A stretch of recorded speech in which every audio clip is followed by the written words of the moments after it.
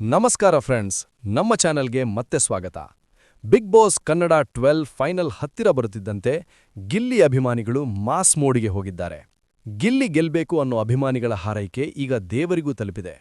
ಕೋಟಹಳ್ಳಿಯ ಶನಿ ಕ್ಷೇತ್ರದಲ್ಲಿ ಗಿಲ್ಲಿ ವಿನ್ನರ್ ಆಗಲಿ ಎಂದು ಫ್ಯಾನ್ಸ್ ಪ್ರಸಾದ ಕೇಳಿದ್ರು. ಅರ್ಚಕರು ಪ್ರಾರ್ಥನೆ ಮಾಡ್ತಿದ್ದಾಗ ಹೂವು ಯಾವ ದಿಕ್ಕಿಗೆ ಬಿತ್ತು ಗೊತ್ತಾ? ಬಲಭಾಗಕ್ಕೆ. ದೇವರ ಸೂಚನೆ, ಗಿಲ್ಲಿಗೆ ಶುಭ.